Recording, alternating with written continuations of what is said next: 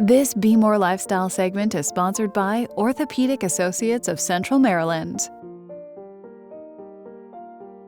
Hello from the Orthopedic Associates of Central Maryland. I'm here with Dr. Hayden Hoffler. We're going to learn about bunions. Dr. Hoffler, thank you for having us out. Thank you for having me.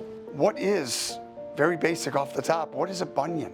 So a bunion, just in layman's terms or everyday terms, is a bump on the inside of your great toe. In medical terms, it's a triplanar deformity, but most patients, when they complain of something, it's just a bump on the inside of the great toe. How is a bunion treated before surgery? Yeah, so different varieties of treatment options before surgery. I always tell patients starting out with wider shoes, padding the affected area, sometimes some spacers to go in between the big toe and the second toe to help kind of realign it, sometimes splinting as well, but most of the time it's due to accommodating the deformity, not permanently treating it. What is MIS? What does this mean? So MIS is minimally invasive surgery, or minimally invasive bunion surgery, which is what we'll be talking about today, which essentially is correcting the bunion deformity through very small incisions. What is that process like? What is that surgery procedure like? Yeah, so minimally invasive bunion surgery, generally the procedure takes about hour and a half or so of my time in the surgery center. You're correcting the deformity by breaking the bone and shifting it over through very small incisions to ultimately correct the deformity. Depending on the patient, it involves either 2 or 3 screws in the first metatarsal, which is the bone of the deformity, as well as the great toe potentially as well.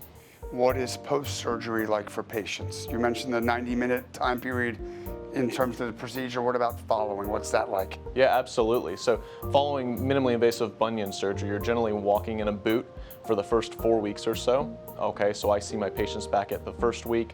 We take a look at the skin, take x-rays, make sure everything looks okay. Stitches come out generally around 2 to 3 weeks or so. You're still walking in a boot at that time. At about 4 weeks, if everything looks okay, incisions are looking nice, swelling's down, I actually transition my patients into regular shoes. Still not doing regular everyday activities such as running and jumping, but starting to increase activity in regular shoes.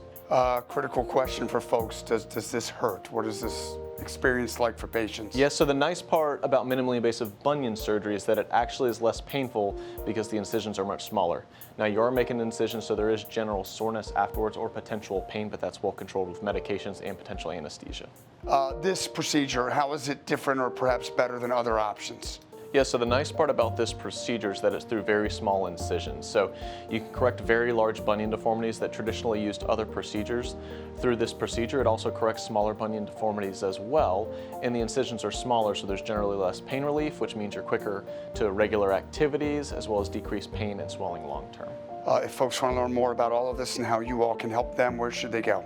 Yeah, so you can find my information as well as other foot and ankle specialists, as well as other orthopedic doctors, and specifically my info on bunion surgery at our website at mdbonedocs.com.